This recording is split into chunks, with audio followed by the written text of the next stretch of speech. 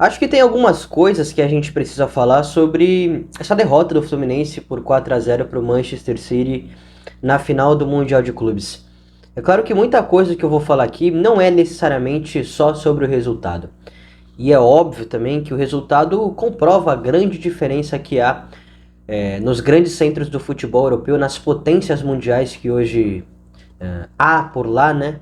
Em comparação com clubes aqui, não só do futebol brasileiro, mas de todo o futebol sul-americano num geral, né? A diferença econômica, de investimento, de poderio, até de marca, é uma diferença absurda, talvez incomparável, né? E o resultado de 4-0 exemplifica bastante o que é essa diferença. É claro que eu já vou bater na tecla do desempenho, da forma como o Fluminense jogou, enfim, da forma como a partida se desenrolou, mas a gente precisa falar a realidade, né, cara? A gente tá falando de um clube que tem os melhores jogadores de Portugal, da Suíça, da Inglaterra, da Espanha, é, do Brasil. A gente está falando de um clube que tem os melhores jogadores selecionados de vários países ao redor do mundo, da Bélgica, contra um clube que tem talvez um dos principais jogadores do futebol colombiano nesse momento, tem o Cano que nem convocado para a seleção argentina é, e tem jogadores que não são do primeiro escalão da nacionalidade, né, do Brasil nesse momento. Tem alguns atletas que já foram, como o Felipe Melo, como o Marcelo, e tem alguns atletas surgindo, né, como André, como Alexander, como John Kennedy, que podem posteriormente atingir um potencial de estarem entre os melhores jogadores do Brasil, da seleção. Claro que Nino e André recentemente foram convocados, né, estão sendo convocados pelo Fernando Diniz, mas eu tô falando há pelo menos 1, 2, 3 anos aí no mais alto escalão.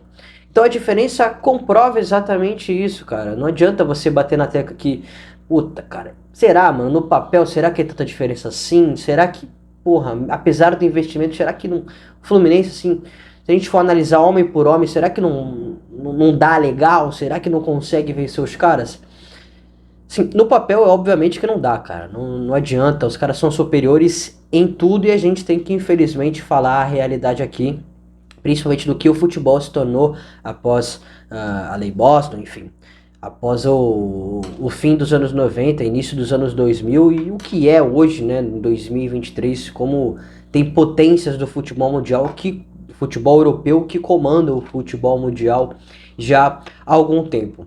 Agora, se a gente for trazer para o campo e bola o que a partida mostrou, como o jogo se desenrolou, é claro que tomar o gol no início, com menos de 1 minuto de jogo, num erro individual de talvez tecnicamente o teu melhor lateral esquerdo, ou melhor lateral esquerdo da partida, antes de eu falar sobre o jogo, eu só vou abrir esses parênteses aqui para comentar sobre isso, porque tem muita gente falando, porra, Vini, mas você deve estar de sacanagem, né, mano? O Marcelo é mais jogador que o Ake, lateral esquerdo do Manchester City. Vamos lá, rapaziada, com calma. Futebol, a primeira coisa que a gente tem que falar é que o futebol não se resume apenas à habilidade, apenas à qualidade técnica, a relação com que o jogador tem com a bola nos pés. Isso é o primeiro ponto. Se a gente for analisar friamente isso, o Marcelo é sem dúvida muito melhor que o Ake e muito melhor que boa parte dos jogadores do Manchester City. Só que o futebol não é isso, cara. O futebol tem vários fatores que a gente consegue analisar um jogador. Tem a questão do entendimento do jogo, tem a questão, principalmente para um lateral, da questão defensiva do lateral, tem a questão da tomada de decisão desse atleta, o momento certo de fazer tal coisa, e tem principalmente, cara, a questão da idade e a questão física. É claro que se a gente estivesse falando do Marcelo há 5, 6, 7 anos, a gente estaria falando, porra, sem dúvida que o Marcelo de 2016, de 2017 é muito melhor que o Ake de 2023 em praticamente todos os quesitos que eu citei. Talvez só não na questão defensiva, até porque o Ake é um zagueiro de origem, né? Holandês, que já está há um certo tempo na Inglaterra, não só no Manchester City. Só que assim, cara, o Ake propriamente, né, tô dando o exemplo dele, mas poderia falar de qualquer outro jogador, mas para facilitar, porque vejo muita gente falando do Marcelo, né? O entendimento do jogo dele é absurdo, cara. A forma como ele tem a noção dos espaços, o momento certo de tomar a decisão, a questão defensiva dele e principalmente a questão física, cara. Não adianta você comparar em 2023 o Ake com o Marcelo. Vini, você acha o Marcelo mais habilidoso que o Ake, melhor tecnicamente? Acho. Vini, tu acha o Marcelo mais jogador que o Ake hoje? Não, nem de longe, cara. Não se compara, não dá, velho, não dá. Enfim, apesar de ser mais habilidoso, não adianta, cara. Futebol não é só isso. E a gente tem que frisar, claro, a carreira que o Marcelo tem, enfim, a idade que o Marcelo tem. O Ake é muito mais novo que ele e o Marcelo é muito mais vitorioso que o Ake. Mas hoje, cara, não dá. E o futebol europeu, principalmente desses clubes, dessas potências, dos grandes centros, Manchester City, Liverpool, Real Madrid, Barcelona, PSG, a Inter de Milão, na Itália, a própria Juventus, apesar de estar num momento ruim, o próprio Manchester United também, apesar de estar num momento ruim, tem clubes surgindo como possíveis potências daqui a alguns anos, o Newcastle da Inglaterra tem o Aston Villa, enfim, cara, tem equipes absurdas e eles têm a capacidade de ter o atleta durante um período de tempo muito grande e onde você pode, em alguns momentos, lapidar esse jogador, como foi o caso do Vinícius Júnior, está sendo, né, o caso do Vinícius, como o caso do Endrick, enfim, tiveram outros jogadores que foram para a Europa muito cedo, que foram para esses clubes muito cedo. O Barcelona teve recentemente agora o Vitor Roque, quando lapidou o Neymar lá atrás, né? E você chegar, né, e ter a presença do atleta no seu clube no auge dele. Ou quando você já contrata esse jogador no auge e ele permanece por todo o seu auge físico, técnico, de entendimento de jogo, aquilo tudo que eu já falei, durante muito tempo. E aí quando você percebe que esse atleta já tá caindo em algum desses quesitos, você manda embora, cara. Não manda embora no sentido pejorativo, né?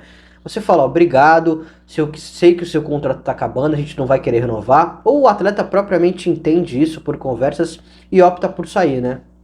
E aqui no futebol brasileiro, a gente sabe que não. A gente sabe que dificilmente a gente consegue manter um atleta aqui no seu auge físico e técnico. Raro algumas exceções de atletas que vão para a Europa e por N motivos não conseguem atuar, principalmente por questão de disciplina.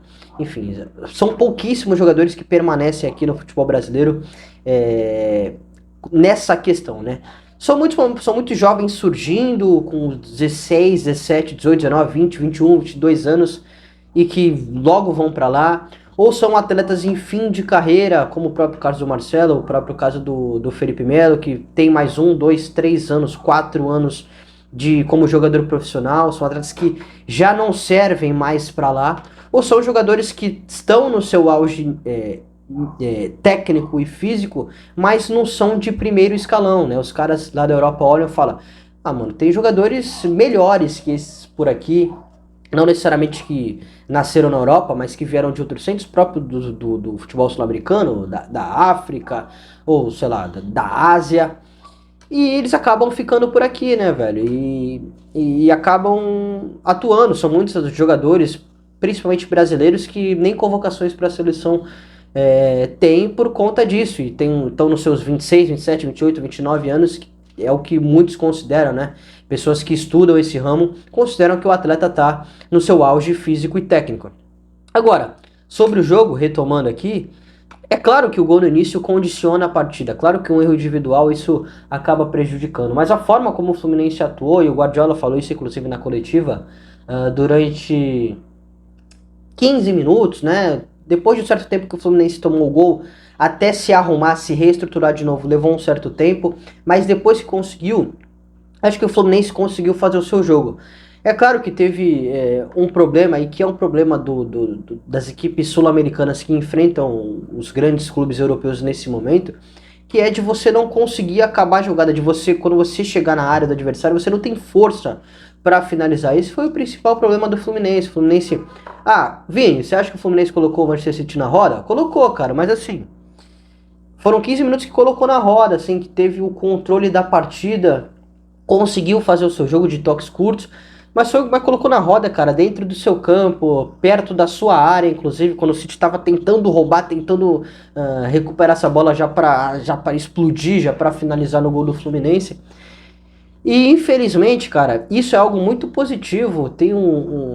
Mostra o modelo de jogo do Diniz, mostra como essa equipe do Fluminense é muito corajosa para jogar, que contra qualquer equipe eles não vão mudar a forma de atuar. Não adianta você bater, você que eu tô querendo dizer, é naturalmente você que está assistindo esse vídeo, né? Mas as pessoas não adianta baterem na tecla de que o Diniz em algum momento vai mudar a forma dele atuar. Não vai, cara. Ele tem a convicção dele, ele tem a forma de pensar dele, você gosta ou não, eu gosto ou não, enfim, cada um pensa futebol de um jeito e o cara pensa futebol dessa forma. E talvez por isso que ele seja revolucionário, né? Literalmente falando, um cara que faz o que a esmagadora maioria das pessoas não fazem, o que muitos torcedores, muitos treinadores consideram um risco absurdo, o cara vai lá e revoluciona, faz algo fora, pensa fora da caixinha, faz algo que quase ninguém faz, né? Independente se isso é certo ou errado, se você gosta ou não, ele tem a convicção dele. E eu acho que o Fluminense conseguiu fazer isso durante 15 minutos. Acho que a primeira etapa do Fluminense, apesar de ter saído perdendo por 2-0, apesar de ter tomado o gol rápido, apesar de ter uma falta de sorte também, com a bola bater na trave e sobrar para o centroavante para fazer o gol, o atacante do adversário vai cruzar essa bola, a bola esbarra no zagueiro e entra. Apesar disso tudo, eu acho que a primeira etapa do Fluminense foi muito justa, cara. Conseguiu de fato incomodar.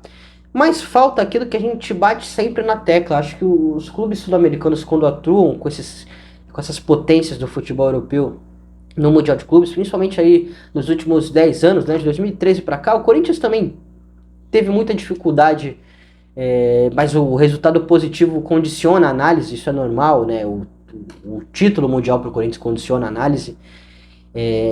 Você, cara, tem que fazer um esforço muito grande para você criar oportunidades. A gente vê contra o Flamengo, se a gente for olhar o recorte recente, né? Grêmio e Real Madrid. Foi 1-0 só num gol de falta do Cristiano Ronaldo em que a barreira abriu. Mas olha como o Real Madrid jogou, cara. Assista a partida novamente, você vai perceber como os caras estavam, não literalmente, tá? Mas andando em campo, jogando calmamente, percebendo que o Grêmio não ia aguentar naquela atuada de correr atrás a todo momento, de estar batalhando, de estar fechando linha de marcação, e o Real Madrid cozinhando o jogo, tocando de um lado pro outro com muita paciência. Parecia um jogo treino de fato, cara. Se a gente for olhar 2019, Flamengo e Liverpool, talvez tenha sido jogos mais iguais assim dos últimos anos entre brasileiros e europeus.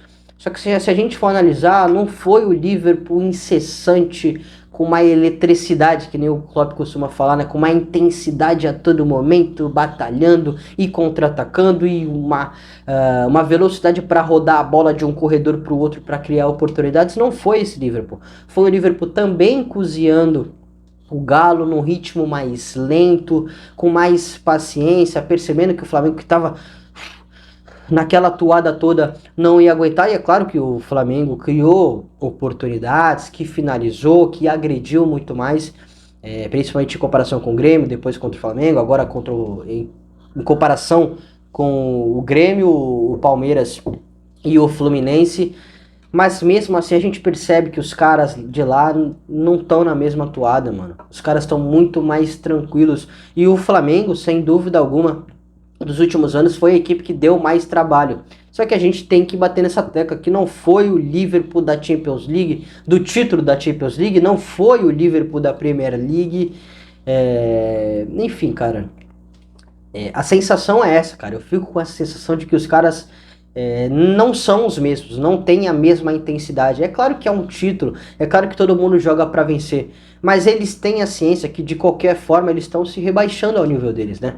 Porque eles atuam contra os principais jogadores lá na UEFA Champions League, lá na Premier League, e eles vão de fato rebaixar o nível deles. Não é de forma pejorativa que eu tô falando isso, é infelizmente a realidade.